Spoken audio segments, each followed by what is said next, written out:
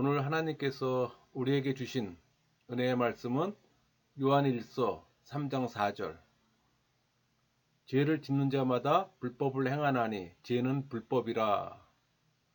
오늘 말씀의 제목은 죄의 인식이 구원의 시작입니다. 선포되는 말씀을 통해 하나님의 은혜를 경험하는 시간이 되기를 소망합니다. 여러분, 인간 구원에서 죄의 인식은 절대적입니다. 그러니까 죄의 문제를 해결하지 않으면 구원이 없기에 죄의 문제를 다루는 겁니다. 우리 요한일서 3장 4절, 죄를 짓는 자마다 불법을 행하나니 죄는 불법이라. 그러니까 사도 요한은 죄를 짓는 사람은 모두가 예외 없이 불법을 행하는 자라고 주장했어요. 여기서 불법은 문자적으로 율법을 범하는 것을 의미합니다. 그러나 사도 요한은 이 율법이라는 단어를 단 한 번도 사용하지 않아요. 그렇다면 이 본문의 불법은 율법을 범한다는 의미라기보다는 하나님을 배반하는 인간 본성적인 불법을 의미하는 거예요. 여러분, 하나님과의 관계가 왜곡될 때 죄가 발생하는 겁니다. 물론 인간에 대한 죄도 있어요. 그것도 결과적으로 하나님께 죄를 짓는 겁니다. 그 구원의 시작은 죄를 회개하는 거예요. 근데 우리가 죄를 말할 때 죄와 죄들의 구분이 필요해요. 이제 죄를 영어로 말하면 신이 될 것이고 죄들은 신스가 복수가 될 겁니다. 그러니까 죄는 원죄로 말미암는 죄의 경향성을 말해요. 죄들은 내재하는 이 죄의 경향성이 만들어낸 죄를 말하는 겁니다. 그러니까 죄와 죄들의 구분이 중요하기에 로마서의 많은 부분이 이 문제를 설명합니다. 문제는 성경을 보면서도 이것을 구분하지 못하는 분들이 많아요. 그래서 교리가 중요합니다. 참고로 제 설교는 교리 설교입니다. 여러분, 로마서 1장 1절에서 5장 11절까지는 죄들의 문제를 다룬다면은 로마서 5장 12절에서 8장까지는 죄를 다뤄요. 근데 이 죄는 하나의 인격체로서 우리 안에 거하는 성향이에요. 그러니까 로마 카톨릭의 전통적인 오해는 죄가 우리 안에 있는 그릇된 동기와 유전적 인자라고 생각해요. 그래서 생긴 것이 수도원 문화입니다. 여러분, 죄를 없애기 위해 세속을 떠나요. 수도원에 가서 금식하고 금욕적인 삶을 추구합니다. 근데 여러분, 세속을 떠나면 죄가 없어질까요? 죄의 처소는 육체가 아니고 영혼 안에 있음을 알아야 하는 겁니다. 육체 안에 있다는 이 의식이 육체를 학대를 하는 거예요. 근데 여러분, 죄는 물질이 아니에요. 죄는 경향성이고 성향이라고 표현합니다. 근데 이 죄는 의지를 갖고 있어요. 내 영혼 안에 있는데 내가 아니에요. 그 성향으로 존재하기에 또 독립된 하나의 인격의 성향입니다. 이것은 마치 성령 하나님이 내 안에 내주할 때 하나님의 의지를 가지신 분이 내 안에 있는 것처럼 죄도 동일합니다. 그러니까 내 안에 성령 하나님이 계시고 내 안에 죄 경향성이 같이 존재하는 거예요. 근데 성령 하나님도 죄도 인격이 있어요. 비전도 있고. 여러분, 성경은 분명히 증거해요. 로마서 우리 8장 7절. 육신의 생각은 하나님과 원수가 되나니 이는 하나님의 법에 굴복하지 아니할 뿐 아니라 할 수도 없음이라.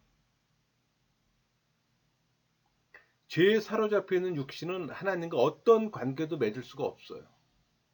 왜냐하면 이 육신이 도모하는 모든 것은 하나님의 뜻을 거역하는 것이기 때문에. 그렇기 때문에 육신에 속한 자는 하나님께서 예비하신 구원을 거부합니다.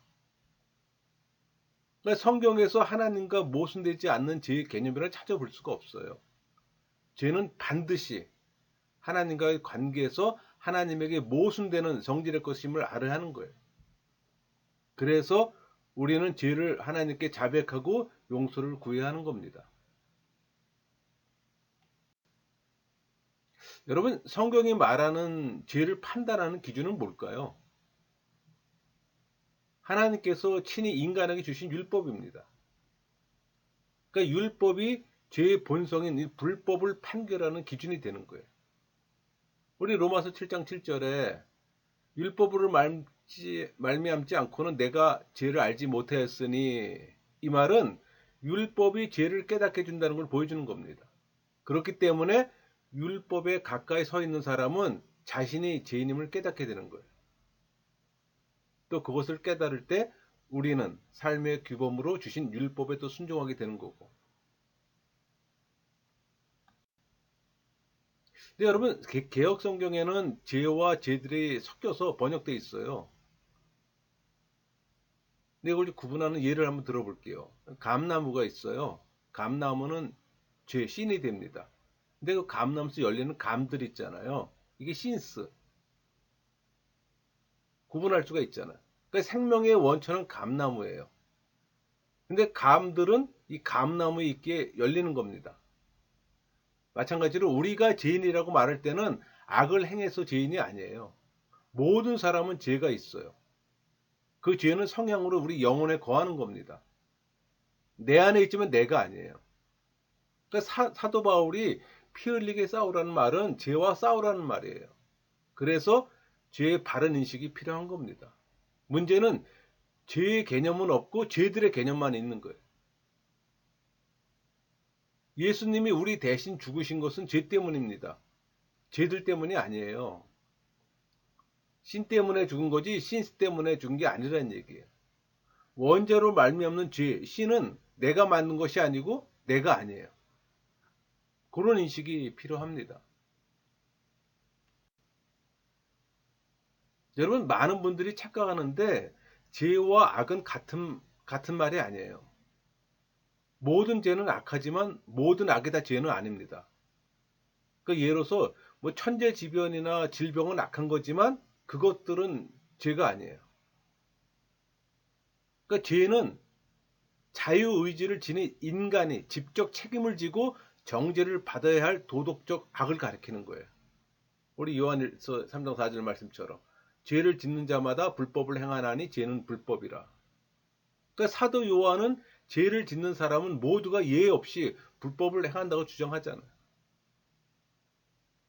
죄의 성경적 용어들이 모두 도덕적 의미를 내포합니다. 이런 의미에서 죄는 보편악이 아니라 특별악으로 구분하는 거예요.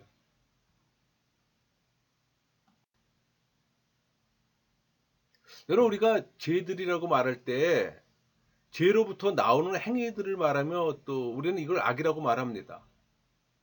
그러니까 눈으로 볼 수 있는 형태로 나타나는 거예요.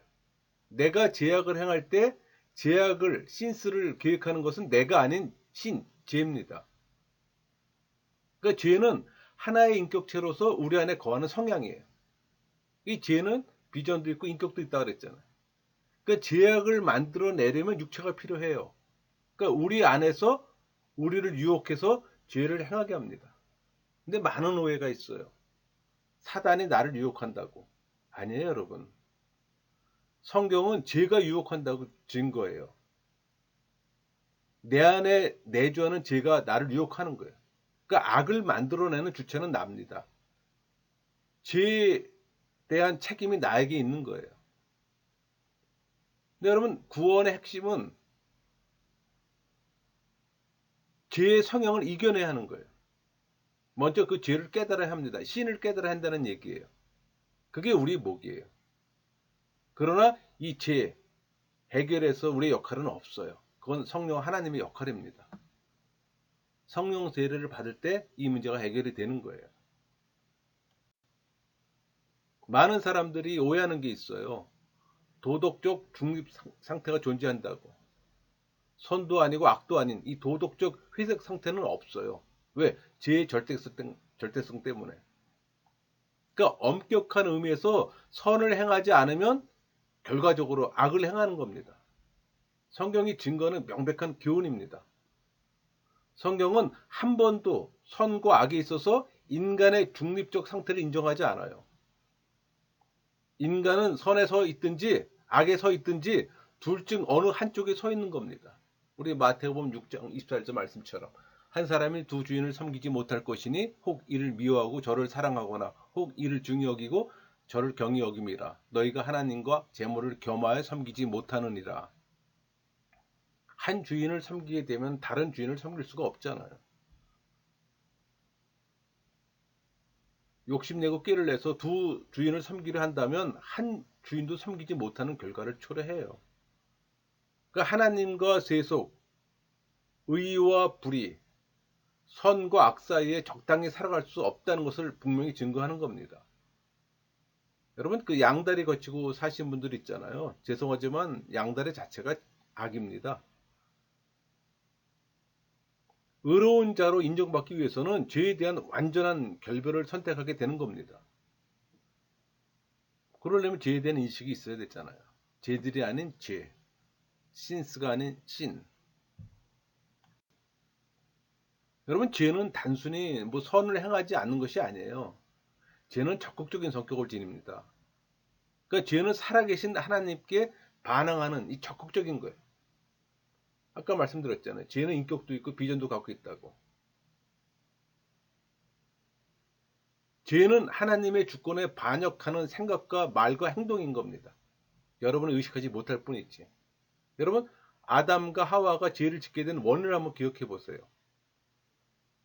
인간으로 하여금 하나님께 대적해 하려는 사단의 적극적 유혹이 있었어요.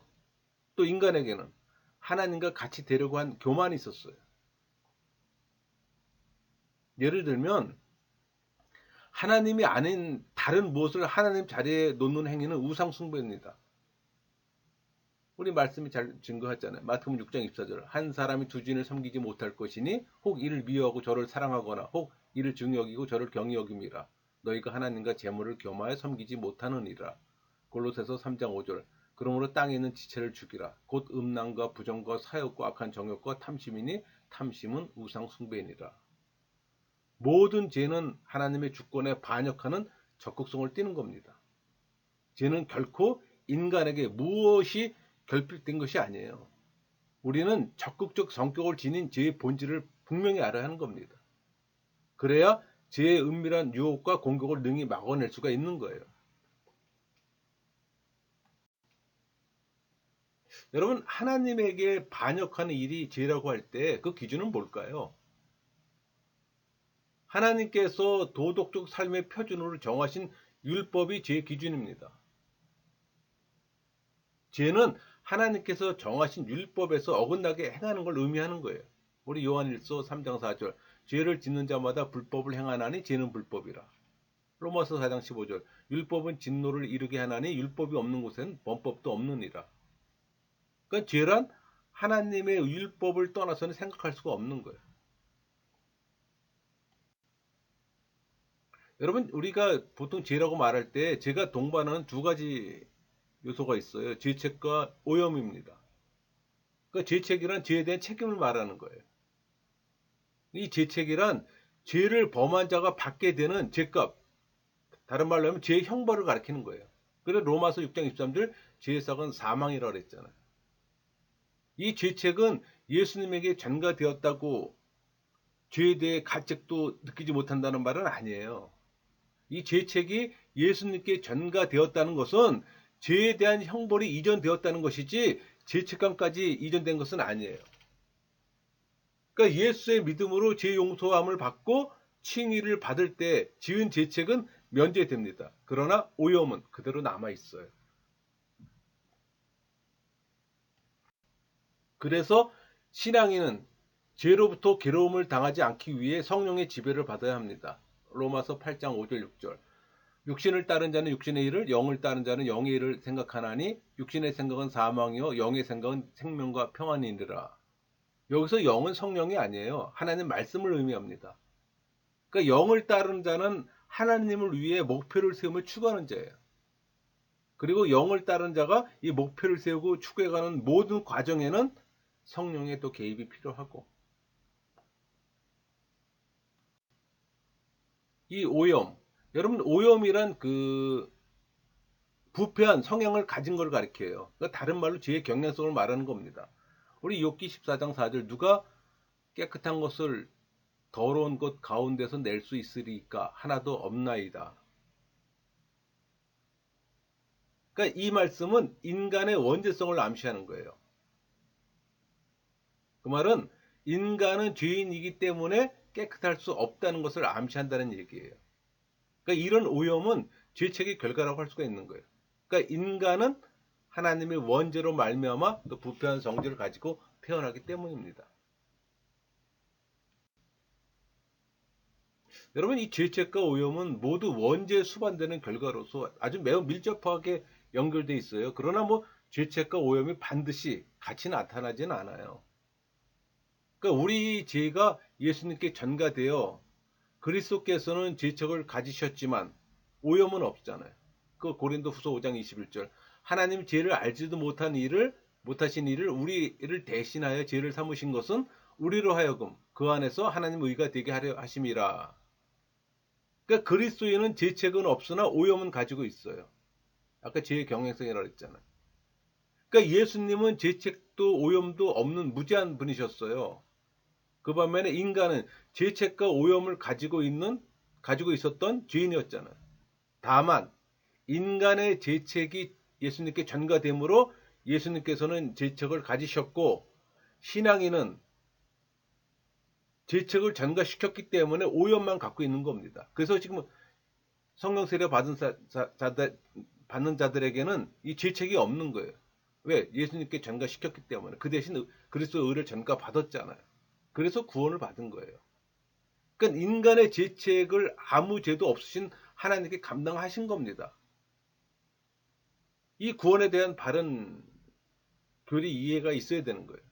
이런 사실을 깨닫는 신앙인은 그리스도의 대속의 은혜를 찬양할 뿐입니다. 더 이상 뭘 바라겠어요. 이런 귀한 의의 선물을 받았는데, 구원을 받았는데, 천국을 가게 됐는데, 그냥 찬양할 뿐입니다. 우리 잠언 4장 13절 모든 지킬 만한 것 중에 내가 더욱 내 마음을 지키라. 생명의 근원이 이에서 남이니라. 에레미야서 17장 9절 만물보다 거짓되고 심히 부패한 것은 마음이라. 누가 능히 이를 알리오마는. 죄는 인간의 영혼에 자리 잡아요. 이 영혼이란 지, 정, 의를 포함한 전인격을 가리키잖아요. 그러니까 죄는 영혼에 자리 잡고 있기 때문에 전 인격에 영향을 미치는 겁니다. 우리 마태복음 5장 28절 나는 너희에게 이르노니 음욕을 품고 여자를 보는 자마다 마음에 이미 간음하였느니라. 그러니까 죄는 외부로부터 나타나는 행동뿐만 아니라 영혼의 내부에도 악한 생각이나 성향으로 존재해요. 그래서 예수님의 교훈은 죄의 경향성을 잘 증거합니다. 그러니까 죄는 내적, 외적으로 동시에 존재하는 거예요.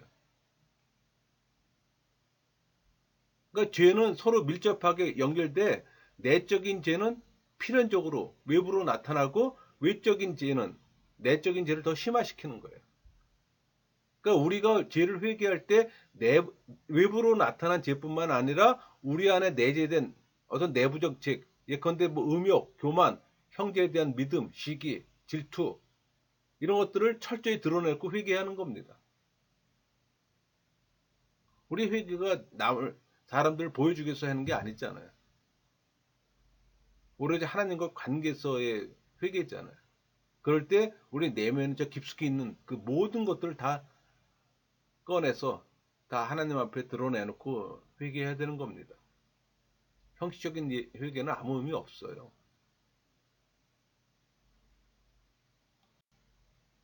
여러분, 내가 이 무가치한 존재, 하나님과 멀어진 존재라는 인식이 필요해요. 이것을 알게 해주는 게 전적 타락 교리입니다. 내가 죄에 오염되어 있어요. 내 안에 죄가 나를 지배해요. 나도 모르게 죄의 노예처럼 지배당하는 겁니다. 그것을 깨달아야 하는 거예요. 그것을 해결할 수 없음을 깨닫는 것이 필요해요. 근데 이 해결 방법이 예수의 믿음입니다. 이 또한 선물을 받아야 되는 겁니다. 성령 하나님의 선물이에요. 여러분 전도하시죠.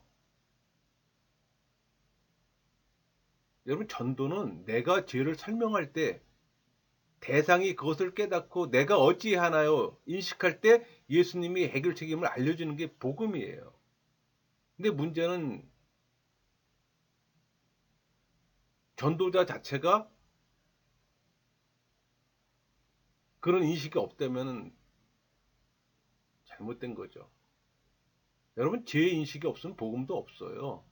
우리 복음 말은 쉽게 하죠. 복음에 대한 명확한 정의도 알지 못하면서. 자신이 죄인임을 무능함을 인식시켜야 합니다. 그러니까 태어날 때부터 죄인임을 인식시키는 게 중요해요. 근데 많은 사람들이 그걸 거부해요. 죄인이라는 그 사실 자체를 싫어해요. 그런 말을 하면 되게 싫어합니다. 그러나 죄인임을 깨닫게 해주는 게 중요한 거예요. 그게 전도예요. 그래서 전도가 어려운 거예요. 여러분, 전도는 이 원죄 교류를 설명하는 겁니다. 대표성의 원리로 아담은 인간의 대표잖아요. 인간의 한 사람 때문에 타락한 겁니다. 아담 때문에 타락한 거잖아요. 그 죄를 원죄로 생각하면 안 돼요.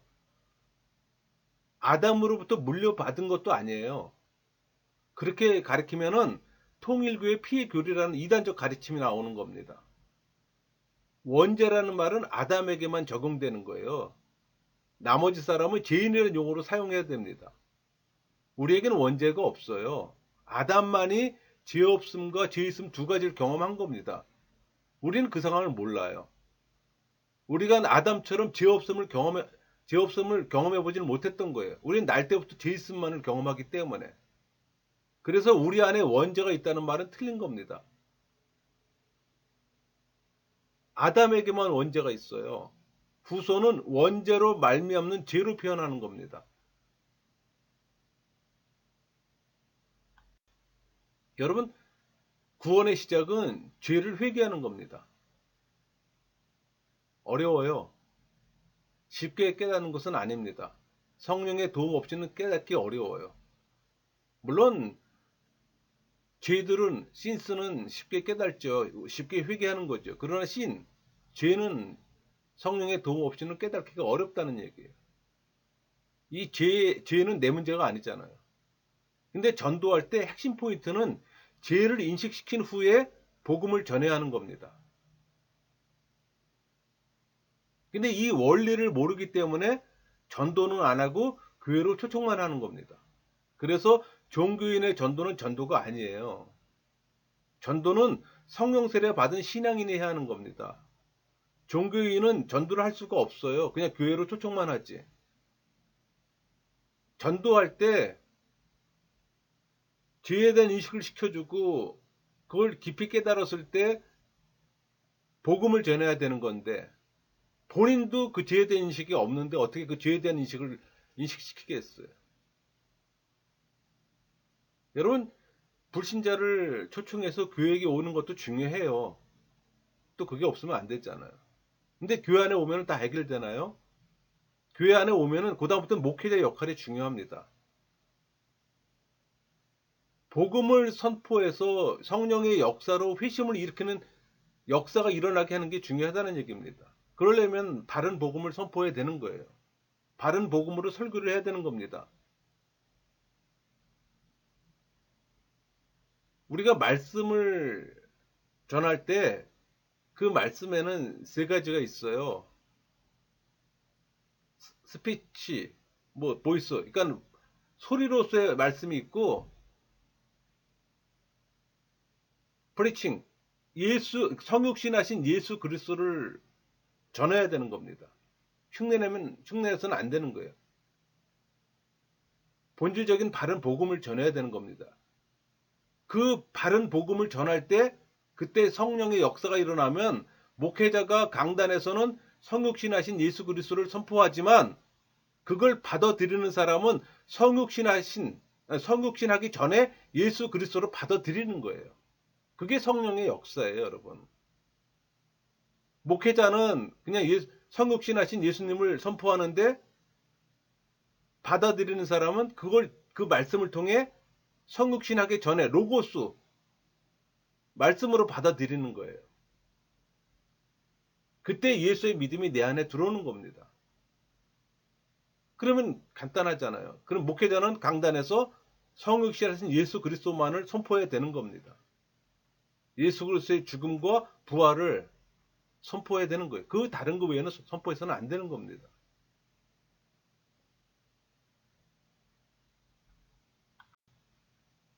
여러분, 구원의 시작은 죄의 개념을 인식해야 된다고 지금 서두에 말씀드렸습니다. 여러분, 죄가 악을 계획했지만 행한 것은 납니다. 그러니까 종교인은 죄와 죄들을 구분 못하고 죄들을 회개해요. 죄들을 회개하면 하나님이 구원하신다고. 그건 거짓 회심입니다. 죄와 죄들을 구별 못하면 구원의 이해함이 왜곡돼요. 여러분, 죄의 회심은 우리가 할 수가 없어요. 죄의 경향성을 깨달으면 우리가 무능해지고 하나님이 우리를 미워하심을 알게 되는 거예요. 하나님이 싫어하는 게 죄예요, 죄. 신. 근데 그게 내 안에 있어요. 내 안에 있는 죄를 하나님이 미워하시는 겁니다. 여러분, 죄가 육체 안에 있으면 해결할 수가 있어요. 근데 영혼 안에 있기에 해결할 수가 없는 거예요. 여러분, 성령 세례로 자기 부정이 이루어지는 순간 예수 그리스도의 의가 덧입혀도 내 죄가 해결되는 겁니다. 그렇게 되면 자유함을 얻어요. 그게 회심이에요. 하나님은 우리의 상한 심령을 원하세요.